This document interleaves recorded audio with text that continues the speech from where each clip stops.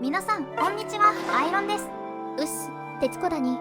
今回も FE 覚醒スマブラ縛りをやってまいりますよ。今回は外伝の方を攻略してくだね。早速変で妙な雰囲気から始まるだか。今回はマップ目からして狩猟の館ですからね。いかにも屍兵が出そうな感じです。という間もなく早速出ましたね。ちゃんとクッキー読んで出てくれるた師匠だに。きっと生前は実力派俳優だったに違いねえな。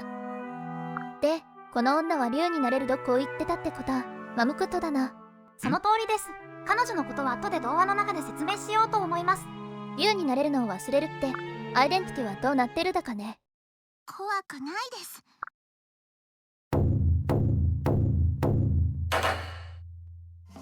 作戦会議の時間がやってまいりました。今回のマップはこれだに。今回の作戦ははっきり言ってしまえば非常に頭が悪い、これにつきます。はあ、そうかい。ま、とりあえず聞かせてくる。最初は冒頭に登場した少女をレスキューで早々に救出します。そしたら前進して前方と左からの敵を倒していきます。左の敵はバツ印のところに来ると動き始めるという仕組みですね。ここまでは普通に聞こえるだけど。いえいえ、問題があるのはこれからです。なぜならばここに陣取る遠距離魔法を使い切らせるわけですから。6人いるように見えるだけど、これ全員って？ええ、全員です。あのさ、これは100ターン以上かかるんじゃん。かかりますよ。優に頭が悪い作戦だというわけです。しかし利点もないわけではないのですよ。こんな攻略法でもて。まず第一に確実に攻略が進みます。続いて壁役をリスにすればリスとリヒトの支援が増える機会ができます。リスとリヒトの件は前回も足うるさかったで。ま、いいだな。ね、いいでしょ。で、それ以外じゃ何かあんのて。それ以外では近場の遠距離魔法だけでも魅力化し、バツ印のところに侵入します。この地点が敵のスイッチとなり、上と下の敵が動き始めるので青丸のところで待ち伏せをするようにします。あとは上部のスライムを対処しつつボス撃破までたどり着いたら攻略完了です。ま、今回はカットの嵐になることがはっきりしてるだな。そうですね。あ、それと今回は攻略中に重要なこともしているのでこの点は見逃さないようにしてくださいね。なんだいね、もったいぶらずに今言ってくれりゃいいのに。それでは実際の攻略に移ります。今回のダブルの構成は普段や前回とは違った構成になっています。リズ、リヒト、サーリャ、カーヤはいつも通りだけがそれ以外はだいぶ変わっただな。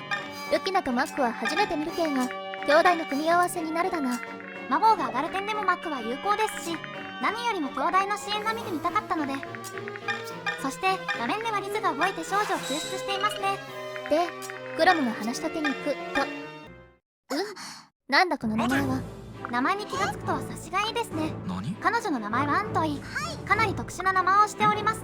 特殊っていうか、その人の名前のことはとやかくは言えんけんが、本人もかなり困るじゃねえか。そうだな。これはおそらくは生王に3回聞き返される人生を歩むことになるでしょうね。名前王にというのって地味に面倒なんだよな。運はこれで加入したので武器を解除した上でフリーのアンナさんと組ませることにします。とりあえずこのターンは前後を前進させてターンエンドだに。ま、すぐ時ターンになるだけどな。このターンではリズを敵範囲に入れ敵を呼び出します。大丈夫かね。今までリズで戦って大変な目に遭ってるら。この範囲では操作らしてこないので大丈夫ですよ。むしろ魔法が高いリズが責任だと思います。復讐。ま、別に関係ないかなんてことはないだね。それでは今やってきた敵を倒していきましょう。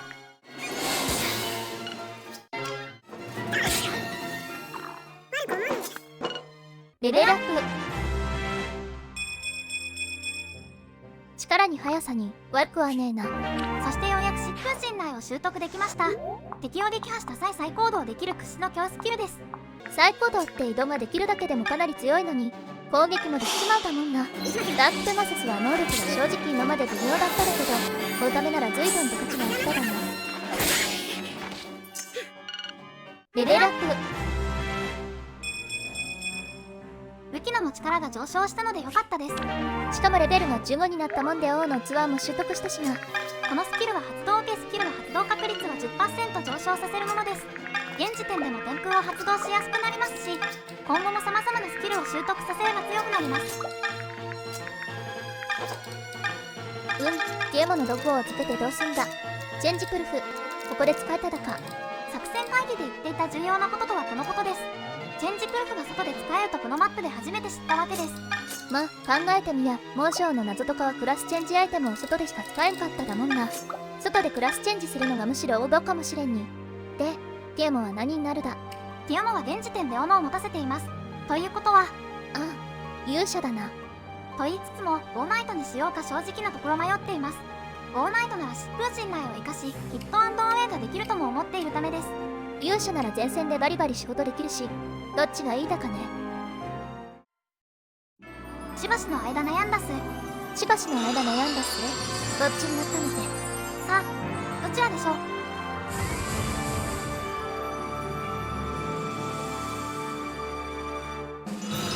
やっぱ勇者て。これで彼女も前で存分に力を振るってくれるはずです。マボンも割合ダップペガサスで伸びてるもんで、魔法も多少は大丈夫かもな。そして敵ターンです。位置関係からして敵が左から来る場所に侵入しただな。そうですね。なのでこのターンと次のターンは敵を出迎えする準備をします。ということで次のターンに飛びました。ゲームに実証を使ったもんで、鉄の剣や長刀を装備できるようにしといたでね。あれ、ラックナイトはサーリャを攻撃するのですが、後ろのロックの方がマボンについだけど、どうしてだ？この場合は敵複数人で狙える陣地をターゲットにしているのでしょうか。それならつじつま合うかもしれんけど、急に敵が賢くなってびっくりしちゃうや。世の中何が起こるか分かりませんからね。敵が急に賢くなることもあるのでしょう。あんたも世の中で架空にスケールバーを大きくしないでくる。スケールアートは前でしょ。レベルアップ。朝、高音、マボと比較的成長していない箇所が伸びました。それもそうだけど、サーリャもレベル15になってスキルを習得しただ。みんなが順調に育ってきてる感じがするだね。サーリャが習得したのは魔法師ですね。魔法が相手なら回避マイナス50、命中足す50という魔法色を徹底的に撃退するスキルになります。魔法が多いところでフレン外で強気に前に出せるやつが増えたことになるだね。よかったよかった。さて、引き続きクリア倒していきます。お、必殺だ。ルフレンテーフル必殺は随分久々だよな。基本魔法で攻撃してますからね。あるいは剣を使っても三段ソードですし、そもそも魔法が強いので武器の節約以外でルフレが剣を使う理由がないのですね。話しているうちに近寄ってきた敵は殲滅しました。次はルキノもクラスチェンジしていこうと思います。ルキノは何にするのけ？ルキノはあらかじめ決めておりまして、次の職種は勇者です。へえ、ルキノも勇者にするだか。太陽を習得するので天空と合わせれば超階級型になってくれるという狙いがあります。王の器で発動確率も上昇するもんな。そもそもルキノもパルシオンしか使わないので、倹約職の中で戦いやすいものを選ぶ必要がありましたしね。いずれにせよルキノが壁になり、ティアモが残った敵を迎撃していくという方策が今後取れそうですね。そうだね。ますます活躍してくれると嬉しいや。そしてあれですね。あれだに。そう、スライムを使い切らせる作業に入ってしまいました。一応リズが出てアンナさんが回復することにしています。だもんでアンナはレベルアップすることがあるかもしれんだな。とりあえずなんかあるまで飛ばすに。レベルアップ。判断しづらいや。回避性能が良くなった原因かな。そうですね、きっとそうですよ。で、スライムを使い切らせただね。この作業は場面が変わらなくて退屈なんですよね。しょんないだよ。およそ作業ってもんは退屈なもんだに。しかしこれで前進できるようになったので再び進んでいきましょう。まずは壁越しにやってくる関節武器を誘って倒していくこととします。壁越しってことは結局1対1で1人ずつになるんじゃねえか。そうなりますね。下手にたくさん呼んでやっつけ負けになっても怖いですから。なら結局地味な絵面には変わらんな。あ、そうですね。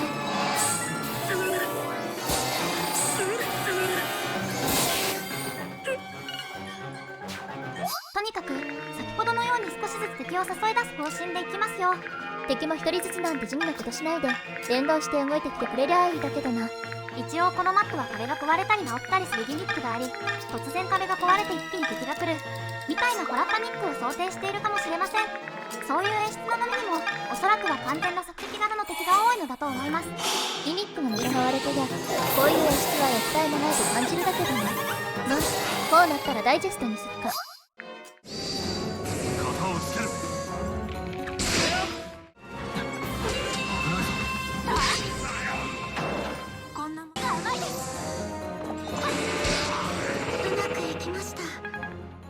レベルアップ。攻撃面が上がりましたね。最近はルフレの攻撃も耐える種が増えてきてるもんで、ちょうどよかったんじゃねえかな。さて、今は下にいるスライムを使い切らせ、その先のスライムを使い切らせようとしているところです。ちょっと中途半端なところで再開しただね。まさかまた変なミスを。そういうわけではないですよ。安心してください。レベルアップ。ああ、リズがレベルアップするもんで再開しただね。しかもレベルがカンストしたので、クラスチェンジの木が到来したとも言えるのです。成長したところも魔力と速さが上がった点がいいだに。成長面もまさしく優秀の美を飾ったわけです。で、リズはクラスチェンジ何にすんの？リズは歩兵のみに縛っているので、バトルシスターにするか賢者をやり直すしか選択肢がありません。どちらがいいのか悩ましいですね。バトルシスターはスキルが足らしくなる系が、斧で戦うことはもはや難しいだな。そうですね。ルナティックで戦うにはあまりに力不足ですね。賢者は安定してそうだけど、スキルが変わらんしな。スキルも充実した方が攻略しやすい面もありますよね。結局のところ、またこのパターンってじらすな。仕方がないんです。だって高難易度のクラスチェンジはクリアの可否に関わるので決めるのが難しいんです。それで賢者を再び繰り返すことを選んだだね。決め手は能力値変化です。バトルシスターでは魔法と速さが1ずつ下がるわけです。速さは特に追撃の発生に響いてくるので賢者のままにしました。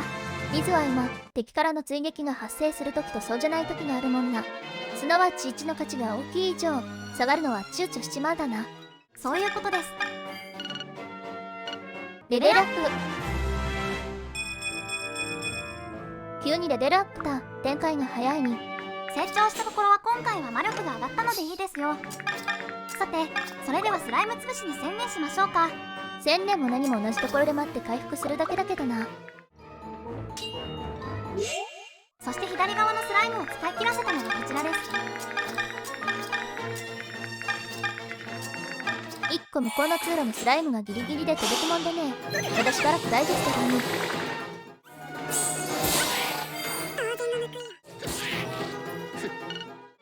まだスライムの作業中ですが、動きがあったので再開します。後で上と下からの敵が来るもんで、その備えもついでにしてるだな。そうですね。左下で籠城をする作戦の件です。ここは宝箱とそれを守る番人がいるもんで、そいつを叩きのめして中身も軍だろうと。だいぶ満足らしい発言が出ましたね。いい調子ですよ。別にそういうつもりじゃ。レベルアップ。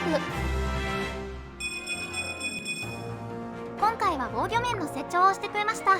地味に伸び悩んでいたとこだもんでいい成長だと思うだよ。さて、倒し損ねた万人の件ですが、少しテクニカルなことをしているので紹介したいと思います。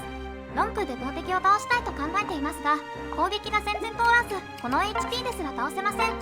そこでティアモがハンマーを持ち、デュアルアタックで倒してもらおうとしています。さらに論空がキルソードを持ち、少しでも倒せる確率を上げるということを画策しました。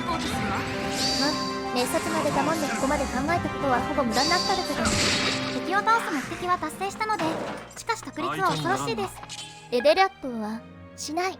惜しかったですね。さて、再び例の作業に戻ります。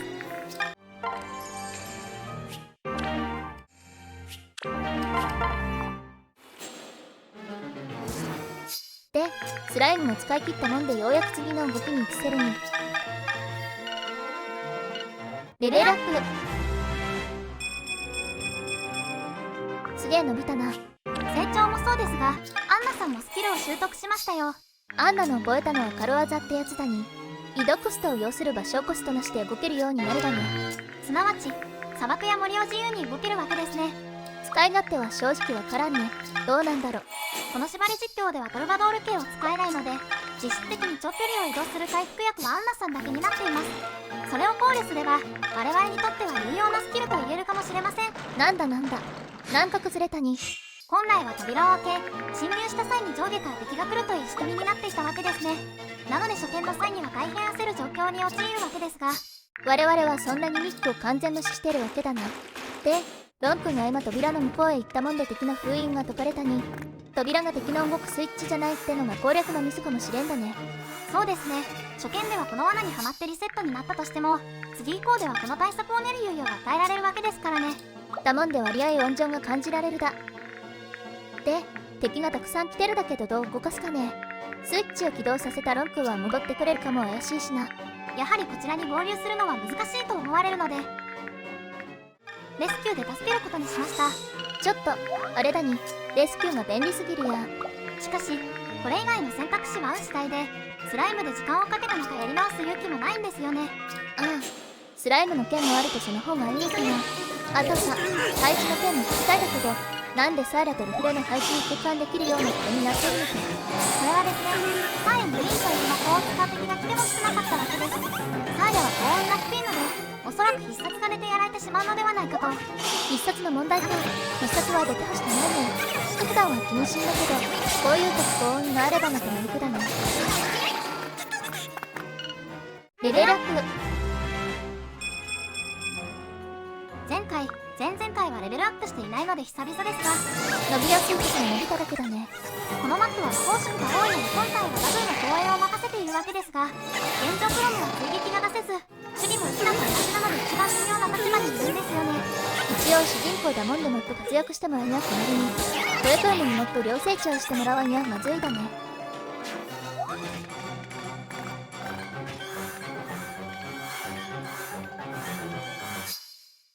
さて時間です。とりあえずは敵ターンで倒したためたオーリアを倒すかね。そして問題はビンを持つソーサラーが来ているということですね。そもそもサーリャでウォーリア倒したもんでサーリャは5件だな。本当は倒さんで後ろに退かせんべきだったや。しかしサーリャの前に誰かを置いても耐えきれる方もいらっしゃらないですよね。いや、どうすっか。結局サーリャには必殺を回避してもらうことにしました。考えただも何も有効打がなかっただ。こやこやよ、ヘイ。ああよかったです。必殺回避は成功しました。おまけに倒しきらんかったもんで、帰って敵がストッパーになってくれただね。これでサーリャに間接攻撃は使うことはないでしょう。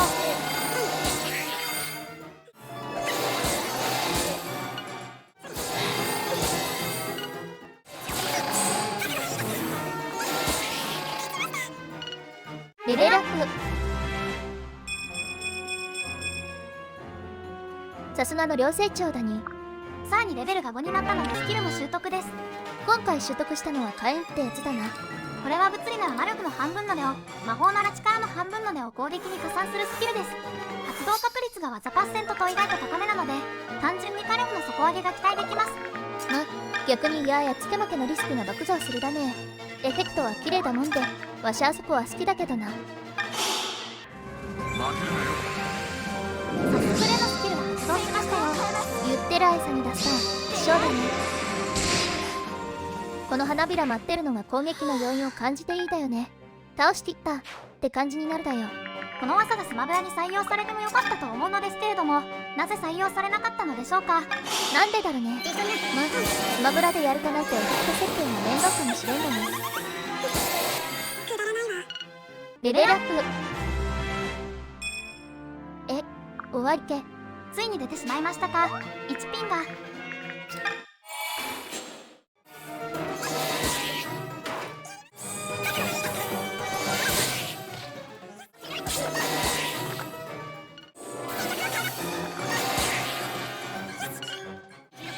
おいおいおい、次にそれがピンチじゃないかな。これは失念しておりました。まさかルフレがここまで削られるとは。今のが最後の敵だったもんでよかっただけど、ルフレも毛の頻度を考えにはいかん時期に入っただね。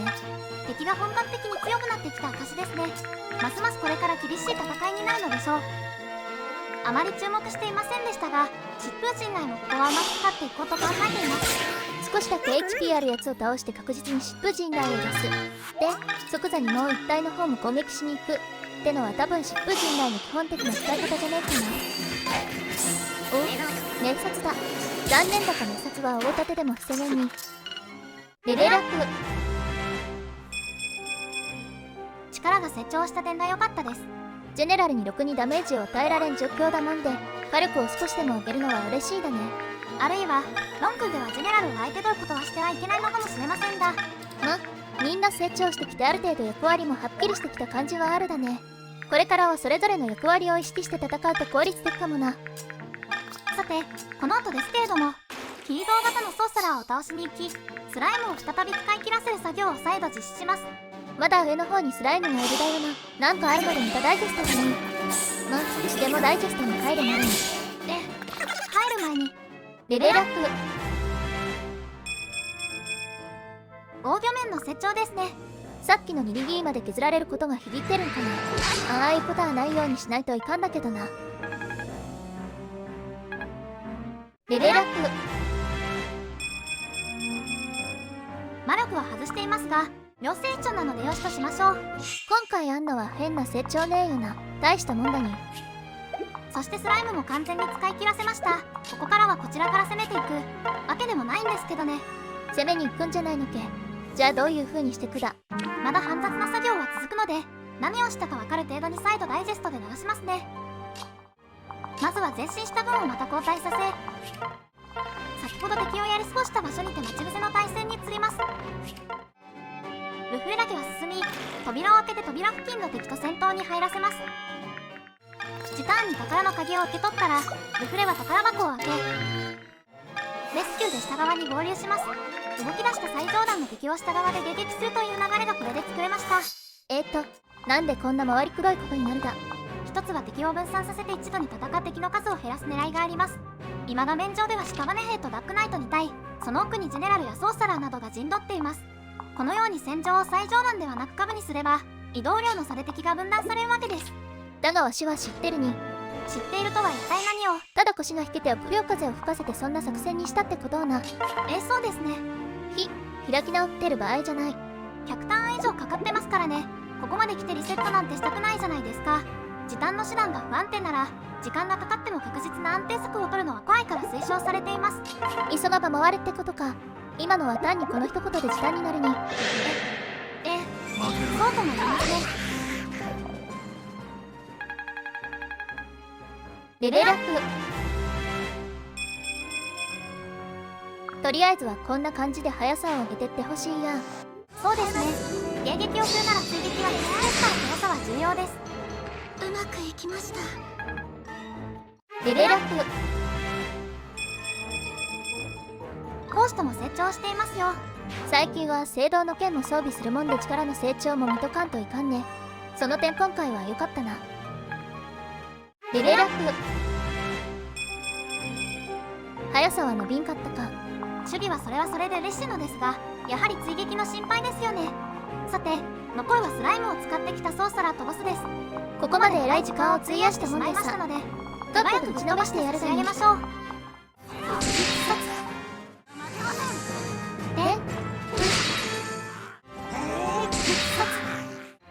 ボスでさえもさっさと。速やかに。ありえんくらい必殺とスキルが出たな。やはり皆さんも早く終わらせたいという気持ちが強く出たのでしょう。レベルアップ。怒涛の流れだったってのに成長はあんまし。クリアできたので私はこれでも満足です。次回の成長でもっと伸びることを期待しましょう。経過ターンは119ターンだっただね。作戦会議で言ってた120ターンよりは短いに。やはり100ターン以上必要でしたね。スライムを恐れずに前進できていたらこうはならないでしょうけれども。さて、攻略冒頭でしか登場しませんでしたが、今回はこの少女を救出することがクロムたちの目的でした。こいつはマムクトらしい話をストーリー冒頭で言ってただけど。そうですね。そして今回は外伝なので、運は5世代ユニットということになります。やっぱり母は7だよな。運もユキナたちと同様に未来世界では大変な生活をしていました。両親は幼い頃に死んでしまっていたので、父の友人に面倒を見てもらっていたり、マムクットとして戦力として大きな期待を持たれていたり、とにかくプレッシャーの多い環境で過ごしていたわけです。我慢って言葉がまさに今出てるけども、そういう環境じゃ我慢せざるを得なくて辛いだろうな。5世代は軒並み背景の過酷で想像を絶するもんだで辛いね。だからこそ、そういう未来にしてはいけないとクロムたちは思って行動するわけでしょうし、プレイヤーもそういう気持ちでプレイするようになるのだと思います。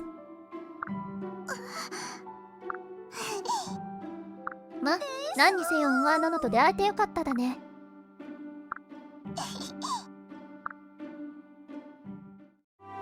今回の動画内容は以上で終了です。